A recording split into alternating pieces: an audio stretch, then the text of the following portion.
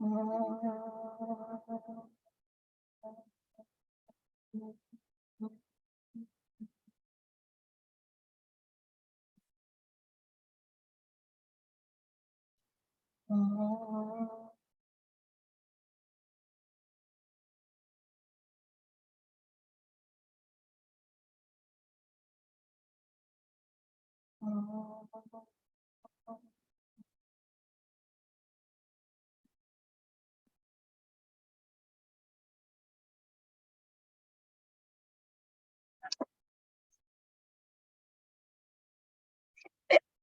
are reviewing Shankara's Atma Bodha self-knowledge book, verse 51. Jivan Mukta is not bound by anything, whether it is emotion, thoughts, emotions, situation, or people around. Jivan Mukta is not dependent on anything outside of him to be happy, for he knows they are all temporary. The entire appearance, existence is anitya, atriptikaram, asukam. Ephemeral, temporary, cannot give us complete happiness. Even a realized one would be drawn to the outer world due to prarabdha karma. That is the symbolism of the snakes and ladders game. So he's just cautioning in verse 51, just be careful. You may think you know it all, you may think everything, you may easily slide down.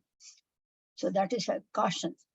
52, just like the space is not affected by throwing a rock at it, or it cannot be beaten, it cannot be cut, it cannot be wetted, it cannot be dried.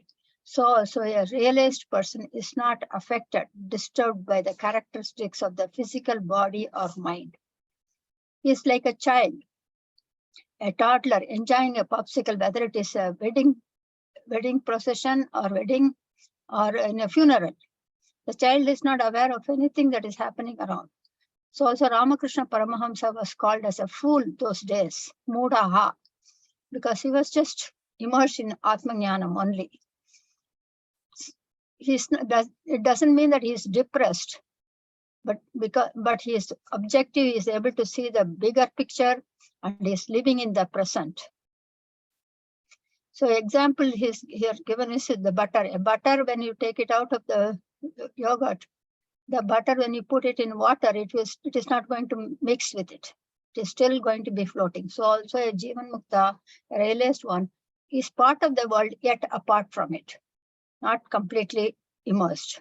It is not affected, perturbed, disturbed by anything. That is the purpose of human existence. Be a part of it. Just be. Don't let anything affect you. So your mind is always in contentment. 53. Even though the body, mind, and intellect equipment is operating, functioning, a realized one sees them as a witness. I am observing this body is performing. I am observing this mind is thinking and feeling these emotions. But I am none of this. Just like the space inside a pot is the same as the universal space, Jivan Mukta is the witness of everything. He alone is an observer. One alone is. And the example they gave is pot space and the cosmic space are one. It appears to be confined with the body shape, the pot shape. So also all bodies. Flame is same as the fire. When they're together, it merges. Rivers, from different rivers, they all merge into ocean. Each one loses its name and form. So is the realized one. At that point, there is no seeker and there is nothing to be sought. The seer and seen are one and the same. Upon realizing that self-knowledge,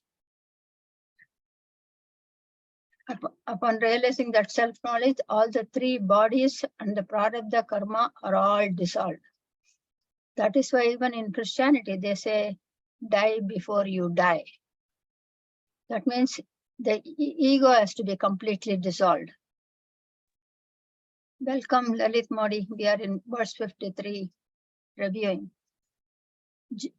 Just like the roasted seed cannot sprout, so also the prarabdha karma cannot sprout as it is roasted in the fire of knowledge.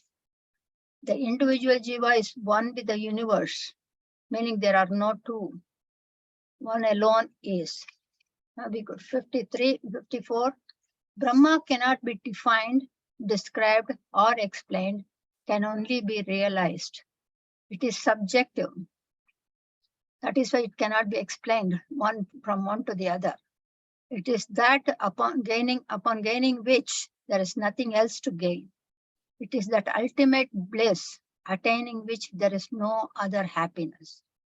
It is that supreme knowledge, realizing which there is no other knowledge. That Brahman alone is, that is you. In every being, you are that. Know that. Upon realizing that Brahman without Brahman, which is without the second, we don't say one, always one without a second, because that one can be divided into two and multiply. It can multiply like DNAs. So that Brahman without a second, when we realize that, struggles, sorrows, and sufferings, everything dissipates entirely. Even in Bhagavad Gita 15.6, Krishna says, the sun, moon, fire, stars, they all glow because of that Brahman. They do not shine on their own. See, if you look at it, the sun cannot see the darkness. The moment sun comes, darkness is gone. The sun cannot see darkness, but you and I, we can see the light and darkness. Atman alone can see both the presence and absence. And you are that. That's what we need to know. So it is not the sight, it is, we are that inside. So because of that only, these tools are functioning. The eyes are seeing, the mind is interpreting, all because of that presence of Atman inside. 55 is the repetition of 54, realizing which there is nothing else to see. See in the sense it's all the five senses, nothing else to hear, nothing else to taste, nothing else to touch, feel. Realizing that there is no rebirth, realizing which there is no other knowledge. That is Para Brahman. Para means supreme. What are the benefits of knowing self-knowledge? 55. It is the path to liberation. Jiva becomes fearless. When the rope is known, there's no fear about the snake. Snake automatically merges with the rope. Fearlessness is liberation. Not being bound by anything, that is freedom. That is, you know that. That's why we call Parama Purushartham, Parabrahmam, Paramanandam. Para means that supreme, Parama Anandam, supreme bliss. 56. All quarters, 4 quarters, up, down, north, west, east, south, Brahman is present everywhere. Brahman is Purnam, complete. Brahman alone is Brahman without a second. Brahman is metaphorically compared with space. Every time we compare any two things, there must be similarities and at least one difference. Otherwise, they are same. Space is limitless, Brahman is limitless. Space, no changes in space, Brahman is no modifications. Space is one, Brahman is ekam. Space is all pervasive, Brahman is also all pervasive. But space does not know I exist. That is why Atman is Brahman. Atman is Chit, Chaitanya. I know I exist. That is Brahman. Space has no happiness. Atman is bliss, happiness. So Atma is ever present. Sure. Yeah, just I want to have one clarification. We talked about the fear.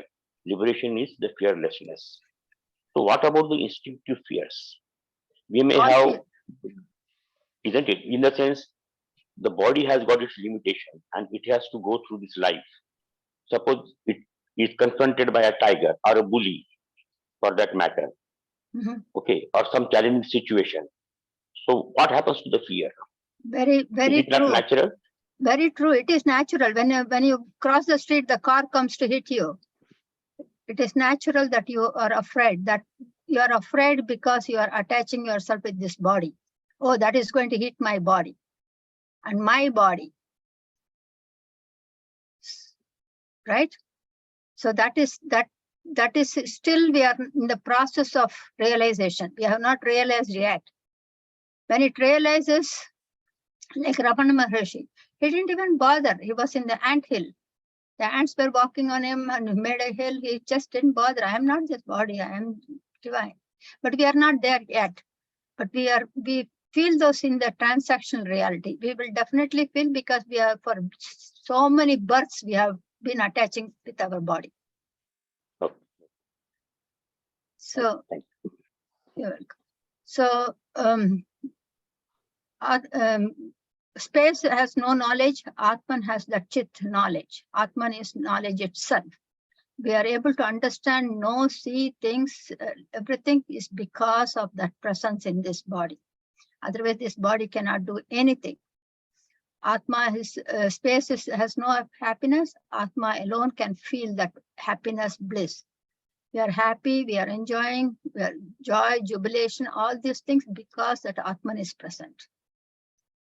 So it is omnipresent, omnipotent, and that is you. You are not a limited jiva, know this. 57. To realize that Atman, only way is na iti, not this, negation. Of all that are drawn to the senses, you have to negate everything. You can say, for example, you come to my house. I tell you, come in the street, and then do not make the first right. And when you come to the second right, you will see a B junction. Do not go over that bridge.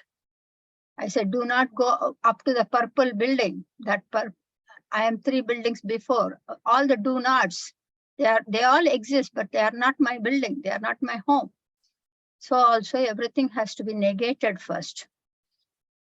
That is called, in Sanskrit, tadastha lakshana, negation, the process of negation. To know, to understand, to realize Brahman, Veda Pramanam. Only through scriptures you can understand. No other subject can teach that. Everything else is only information for the brain. Now we also read about 3 modalities of knowledge. Direct experiences through senses, inference, smoke and fire, comparison. And next one is cause and effect, the flood and rain. Then through negation and Shabda Pramanam is scriptures and Guru's teachings. Only this negation and these last two can help us realize that Atman. 57 is saying Nirakaram, Nirvikaram, means no form, no modification. Atman has no form, no modification. Therefore, this gross body is eliminated. This gross body has the form and has a name, and it changes. So the gross body is eliminated just by those 2 words. Then Nishkriyam, that means no action. Prana, breathe, is an action. Palpitation changes at different times. So apranaha, therefore Atma is not manomaya kosha. First one is annamaya kosha. This is not the sthula body. Next one, it is not the air sheath. The third one is nirvikalpa, no changes, that is which negates the mind, because mind keeps changing. I'm happy, suddenly I am scared, suddenly I'm upset, or different emotions. That's all of the mind. I am not this mind. Nirvikalpam. That is manonmaya kosha is negated, the mind sheath. Nirguna, no attributes, no characteristics. I like this, I like that. I'm sattva. One time I'm very calm and quiet. Suddenly I'm changing into a different emotion, right? Because of the mind. So that is, or I'm lethargic, tamas tamoguna. Rajoguna is activities. So none of this applies to me. Therefore, now I'm the karana sharira, the causal body is also negated. Negating all 3 bodies. Akantananda, that means without border. I'm happy, bliss, ekam, all pervasive. And you are that. Remember that you are that, understand that. Subject can never become an object. You are the subject. Object can never become an object. 58. Nirguna Brahman is the ocean of bliss. From all the appearances, all the bacteria, virus, plants, trees, animals, birds, aquatic animals, humans, everyone's pleasures, joy, delight, when you combine all of them, it is only a glimpse of that bliss, that supreme bliss. Each one's happiness is proportionately different. All beings except humans are only satisfied. Only humans can experience bliss, anandam, contentment. 59. Atman or Brahman is everywhere. In every being, there is no place without Atma. We Jiva love another. We love our partner, our parents, our children, our pets. It's all because this self recognizes that self in that one. The isness, anything that is Atma. Atma does not exist. It is existence. Anything that exists is because of that existence. Everything, all appearances are leaning on that Atman. All movements, any movement, activities, everything is because of that one. Love is possible is only when the Atma is recognized. When Atma is not seen, there cannot be love. That is why we have negativities, likes and dislikes, all those things, because we don't see that Atma in others. In some. In some we see my family, my sister, whereas neighbor's sister, we don't even see them as our sister. In Sanskrit, Vasudeva Kudumbam. That means we are all only one humanity. Atman is everywhere, but jivas are blinded by their likes and dislikes. Verse 60, Atma or Brahman, there is only one. At the individual level, we call Vyashti, Atman. At the cosmic level, it is Brahman. In fact, Atman and Brahman are both one. There is only one absolute existence without a form. It is neither big nor small, neither short nor long, has no birth, therefore no death, and nothing in between. Without any properties, characteristics, personalities, without name, without color. Can't say this or that. Only one. Atma alone can know every appearance. Nothing can know that Atma. It applies to all the five senses. Atma has no beginning, no end, anantam, anadi anantam. Without modification, it does not change, only body, mind changes, intellect changes, cannot be thought of. Achintya, you cannot think of it. Ever present, ekam, form, immovable. Atma cannot be known by this body that is made up of 5 elements. Remember verse 12, Atma is this body is made up of Panchikaranam and Karma Palan. So it is made up of this combination of 5 elements. Atma cannot be known by this body. Atma cannot be known by the Sukshma Sharira, the mind, which is made up of 5 rudimentary elements. Knowing is only for Atma, by Atma, because it is Chit, it is Chaitanyam itself, it is knowledge. Because of that Atma, in this inert body, we say, I know. Who knows? The ego says, I know. Atma is the one that knows everything. We touch, we hear, we listen on a daily basis, but none of these know me, Atman. Everything is known because of that Atman, and one who knows because that is his essence. That is what verse 60. Now we are going to verse 61, starting today. Yat basa bhashyate arkadihi bhashyehi yatna avabhashyate enam sarvam idam bhati tad brahma ide avadarayet. Avadarayet means know it. So he's saying Yad bhasa bhashyate argahi. That means know that divine supreme, because of whose illumination the sun shines, glows. That which is not dependent on anything, that which need not be illuminated by something else, because of which everything appears to exist. No, realize that is Brahman. In Kathopanishad, it talks about, which is also a gist of Upanishads, talks about na tatra suryo bhati na chandra tarakam. That means that which illumines the sun, moon, stars, but none of those can illumine Atman. The sun cannot show any Atman, but sun can show only, it can only brighten everything, but to know the self, the Atman alone can know. Atman can see the sun, sun cannot see the Atman. However dark it may be, I know I exist. Swayam Prakasha, self-illuminate. Okay? No, that is Brahman. That is what Brahman is, and that is what you are. Tat Tvam Asi. Verse 62. Swayam antar bahir vyapaha bhashyan akilam jagat brahma prakashate vahni prataptaha aya pindavat. That is prataptaha aya pindavat. Just like an iron ball, you take it and heat it to the maximum.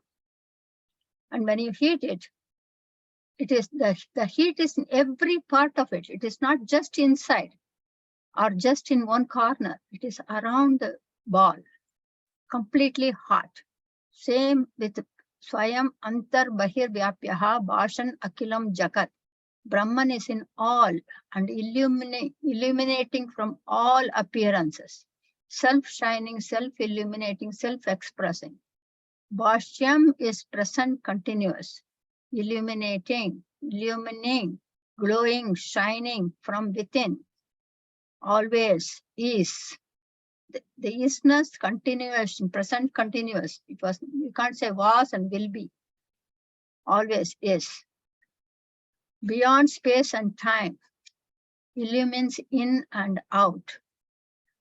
You cannot say it is only in India, it is not somewhere else, it is only this time and not that time. Now the iron ball is hot. Can we say which area is hot? No, it is all pervasive. Now we go to 63. Jagat Vilakshanam Brahma Brahmano Anyat na Kinchanaha Brahmat Anyat Bhati Chet Mitya Yada Maru Marichika. Maru Marichika means desert and mirage. He is giving an example. There is nothing other than Brahman. Brahman alone is. If anything other than Brahman is seen, it is an appearance like a mirage. When we walk in a desert, anybody walking in a desert is very thirsty, and he sees water and he walks towards water and the water keeps moving. Because it is a mirage, an appearance. There is no possibility of water in the desert. It's like I cannot chat with my shadow. I cannot order 2 coffee for shadow on me. It is an appearance of me. So Jnani, a realized one, knows there is nothing other than Brahman. Brahman alone is. Sarva Brahma hi Satyam. Just like what he's saying is, just like when you walk in the desert and you pause, you analyze and you think logically, and that this is a desert, it's full of sand. There cannot be any water here. There's no chance.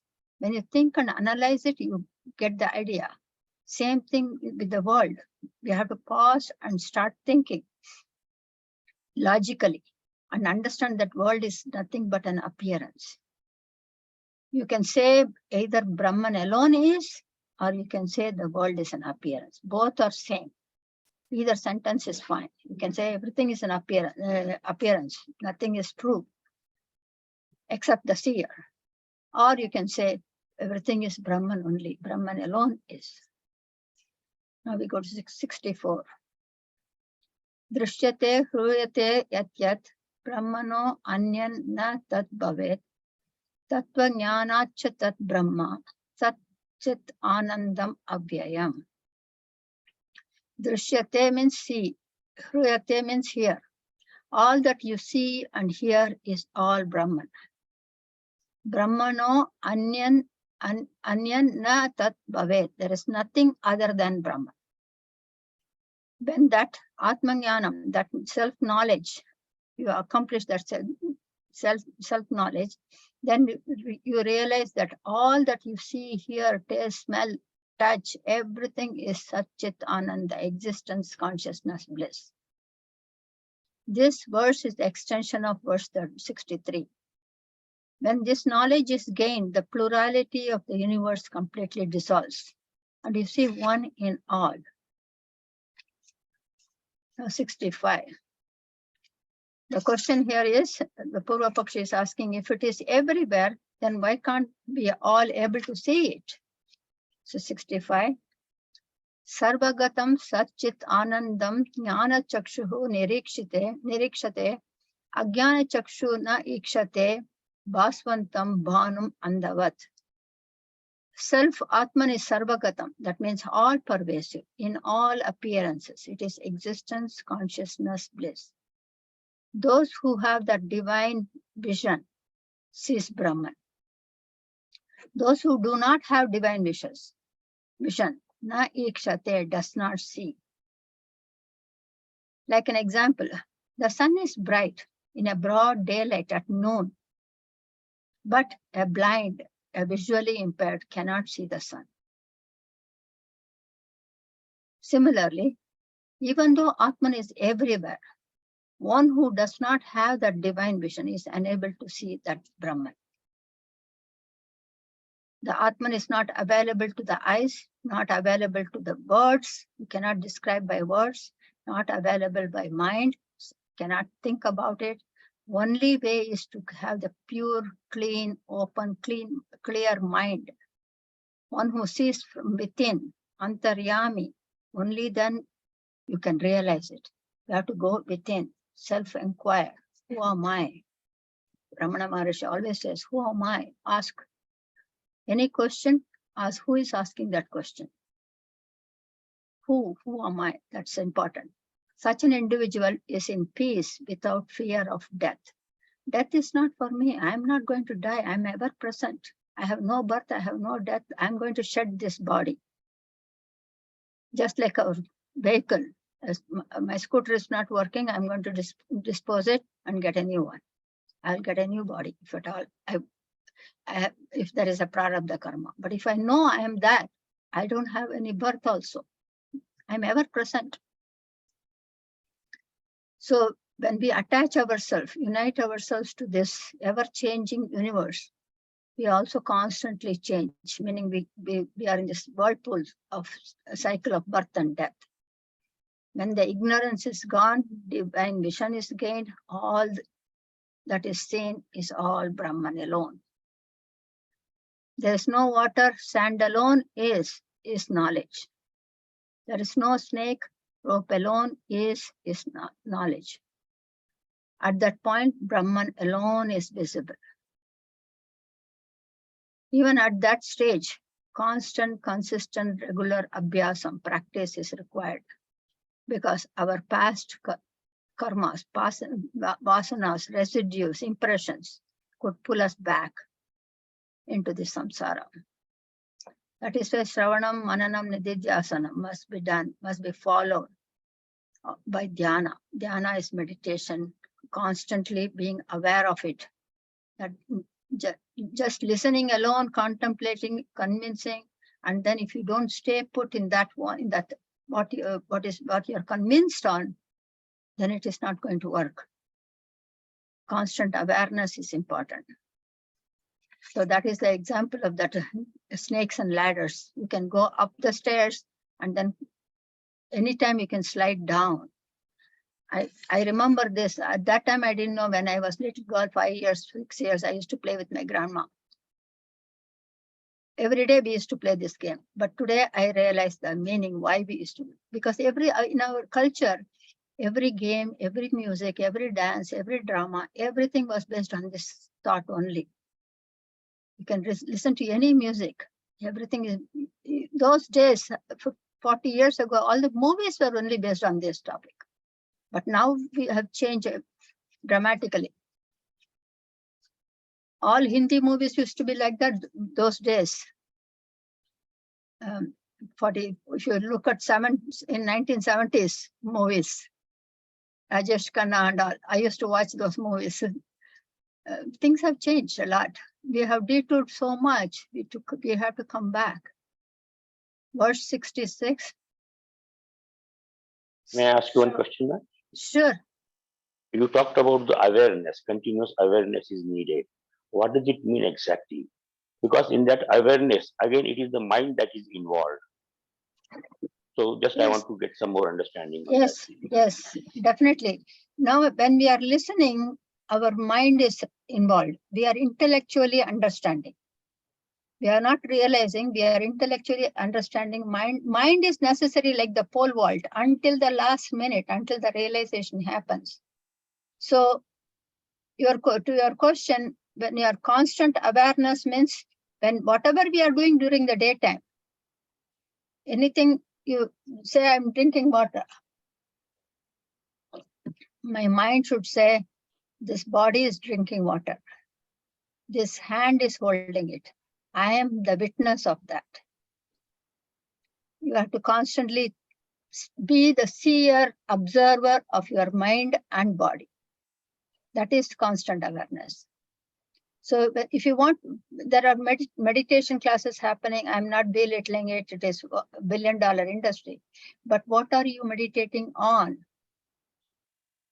That is important. And if you are angry, upset throughout for 23 hours and you sit on meditation, all those conversations will come in front of you.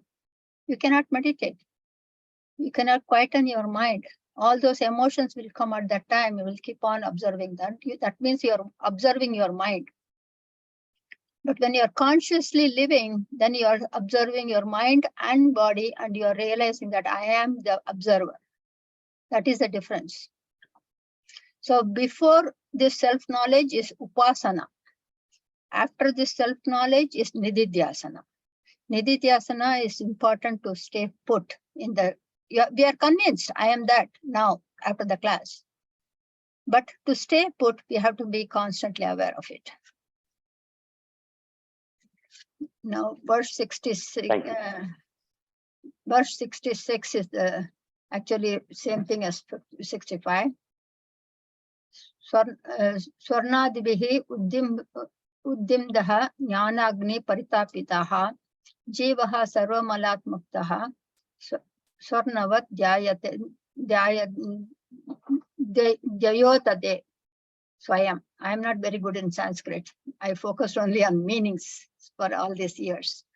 So verse 65 mentioned that one with divine vision alone can see the divine presence, which is all pervasive, and those who don't are unable to see, even though it is present everywhere around us.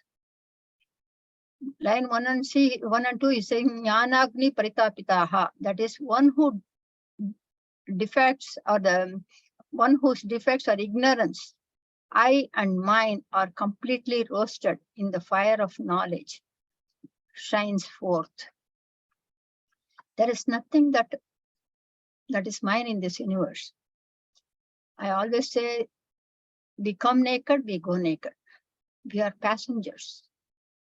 Nothing is mine. We can claim anything as mine, but nothing, we can't take a dime with us. So that's the mindset we should have. So be kind, compassionate, generous, help wherever needed. It doesn't mean there's a difference between charity and dhanam and dharma. Dhanam is giving, keeping what you have and then giving. Dharma is understanding the other person's need and donating. Oh, that person needs that. Let me give it without asking. That is dharma. So that is how life is. We have to see, we can't just keep on giving because we also need our stuff. That is understandable. So that is a Karna was Dharmavan. He saw everybody's needs and kept on giving.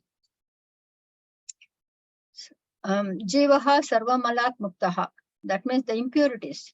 Having all the impurities in the mind are eliminated. 3 gunas, ignorance. Having eliminated, removed all the upadhis, body, mind, and intellect, the witness consciousness shines forth. The ego, the reflected consciousness that we saw, that is the connection with body, mind, and intellect. That impurity dissolves, is burnt in the fire of knowledge. Jnana Agni, it is burnt in the fire of knowledge. Just like the raw gold is mined. It is mined and then melted into liquid and cleaned, and then it is solidified again. The process from raw product, raw material to the end product. That is how it is. It is everything. We have to go through this process of negating one by one. Remove all the negativities. Remove all the conditionings. Then at that point, the self-realization happens. Now we are in verse 67. Hruda kasho dito Atma Bodha bhanu tamo apahrata sarva vyapi sarvadari bhati bhasyate akilam. The self-knowledge, the witness consciousness at the top, that in that slide we saw, is compared to sun. It shines forth in the Hruta Akasha, that is in the heart, that is the reflected consciousness, not the physical heart. That reflected consciousness is Chitta Bhasa. Appears in the Chitta mind, appears Chitta Bhasa. So Tamo Apagrahat, that is at that point the darkness, the ignorance is erased. When we know, when we get the self-knowledge, when we know this witness consciousness, the darkness erases completely. The ignorance is erased. That is all pervading, sarva vyapi, all pervading, that is beyond space and time. Bhati, fourth line, Bhati bhasyate akilam. Bhati is shining. The eastness is always continuously present, that is ever present, is present continuous. It was not was and will be, it is ever always there. That is what Bhati means. It is always there. Sarvadari Akiladari. It is the basis, substratum, foundation of everything, cause of all appearances, all activities, all existence. Shankara emphasizes again here the listening, contemplation, and meditation. Shravanam, Mananam, Nididhyasana. Actively listen to scriptures with open-mindedness, without preconceived notion. As it's often possible, students come here because they have read so much. They know even though it may not be what the scriptures say, but they'll try to challenge the teacher. They expect the teacher to agree to what they have in their mind. And then when the teacher does not agree, when the teacher says exactly from the scriptures, which is in conflict with their belief, they drop out of the class. That also happens. I have seen that too. So come with open-minded. That is a symbolic representation of removing our shoes and chappals in temples. Leave everything outside, come inside with a clean, open slate. That way you can grasp it. If you have a lot of things like a teacher, if the board is already full of written by the previous teacher, we have to erase it and then write it. So to unlearn, to relearn is harder. If you have never read any of the scriptures, it's easy to give. That is why those days we used to have Gurukula. Students will start at the age of 5, 6, without getting into this worldly experiences. So now we experience everything and then we come into it, then we get confused. So it is important, he's emphasizing that come with with open-mindedness, without preconceived notions. Then contemplate on it. Listen to whatever is you are hearing, hearing, Shravanam. Then you compare that with other studies, your experiences, compare notes, and then get convinced. If you have questions, ask, and then get convinced. So we don't need to go anywhere, accomplish anything, or attain anything. All we have to do is remove the negativities from our mind, keep the mind clean. Just like the necklace that we talked about. It was never lost, never found. So also Atma is ever present. Never was non-existent. We just don't see it due to our own likes and dislikes, our ignorance. No, you are that. You are the subject. You are the seer. The rope never changed to snake. Rope alone was before the snake appeared, when the snake appeared, and when the snake disappeared. So also Atman alone, in spite of appearing as an universe, as multiplicity, that Ekam, one alone is, and that is you, know that. Every appearance comes from you. When you are in deep sleep, you don't see anything. Nothing is visible. When the I starts, I, the ego, starts, you see everything. That is 67. Now we are going to the last verse, 68. Dig desha kaladi anapeksha sarvagam shitati hruta nitya sukam niranjanam yaha swatma tirtam bhajate vinishkriyaha saha sarvavit sarvagataha amrito bhaved. The presence, the inner presence, self, Atman, is everywhere in all beings, all pervasive, and in all impressions. And all our impressions, vasanas and samskaras, ignorance from the past karma, past births, is all covering it. To destroy, we have to purify ourselves. For that, people, what they do, they go to Varnasi, Ganges, Kaveri, holy river, they take a dip, holy dip, believing that that would erase all karmas. For that, Shankara responds in this verse. The holy water is Atma. When one is completely immersed in Atman, that Atman is beyond space, matter, and time. Desha kala vastu. One who is always happy, blissful, regardless of any form of disturbance, heat or cold, appreciation or insult. Happy here means bliss, not Vishayanandam, not because of something else, due to some object or person or situation. He is happy from within, having realized the Atman is Atman himself as Atman. Someone who knows the truth, that becomes nectar. He realizes oneness and expresses himself on that one.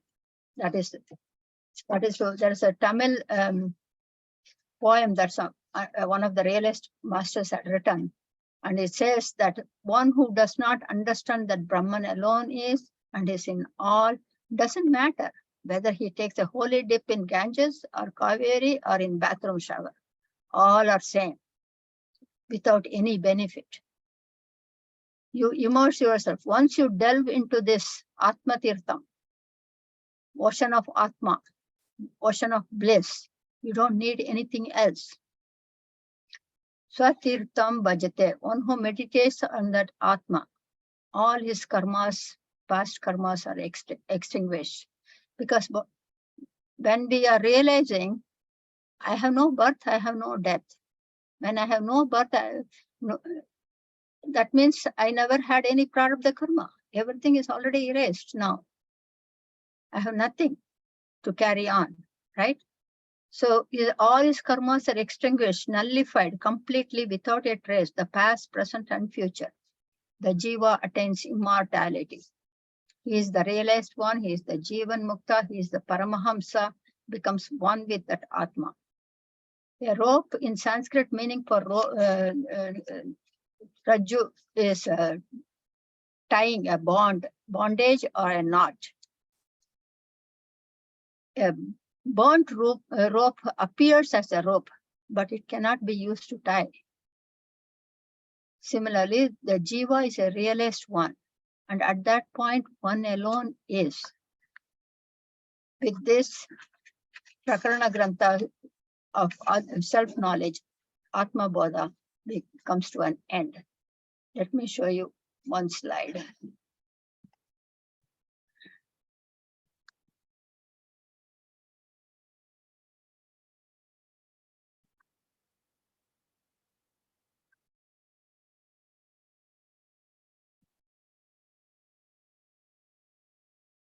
Yeah, I wanted to mention this history of temples in India.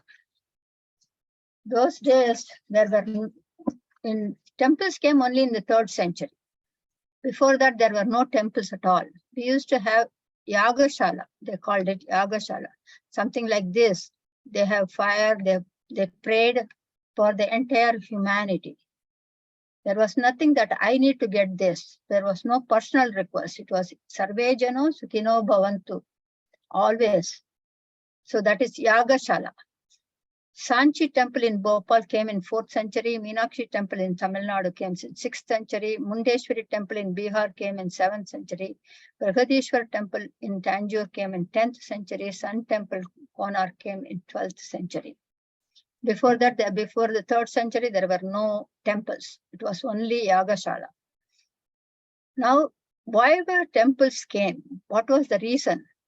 To protect the people from flood and famine. Those days when there were flood and famine, all people would come into the temple. Temples had multiple space. It was very spacious. People all will stay inside. So they are protected for any kind of natural calamities. And they had step wells. These are step wells. See, people can go down the step and get the water. Water was never a shortage in those days. People, any amount of people will come, any number of people will come, any amount of water they can take. So water was the absolute need and it was never shortage. That was another point. Then these are kumbhas in temples, the pots. These kumbhas, the kumbha abhishekam, they do it every 12 years. Inside the kumbha, they had seeds of different grains. So after the famine, people will come, agriculture, everything is destroyed. Now they'll take it out and give the seeds to those farmers. Then they can restart again their life. That was the reason. That's why another important reason is these are made of metals. So whenever there is a lightning, this takes directly to the ground, electricity. So people are not affected, houses are not affected. There is a statement they used to say, do not build your house taller than the temple. Those days. So later on, there were public performances, entertainments. It was also a quiet place for prayer and meditation. Then music, the 7 should go to 6. Quiet place to meditate and pray. Then later on, public performances, entertainment, music, dance, drama, talks, the spiritual talks, all those things happened. That is why temples came. Before that, there were no temples at all because we were happy from within. In our own home, you didn't need to go outside to pray. If you go to temple and the temple is open, that when the temple is closed, you are thinking, where do I go for God? God is always in you, within you. You have to know that. That's all. That's the symbolism of temples. Just thought I will share that with you. Many of us are not aware of this. So that is that's the one. Yeah. The previous one was this, Yagashala. Those are the 2. Let me end this, then we can. Om Shanti Shanti Shanti.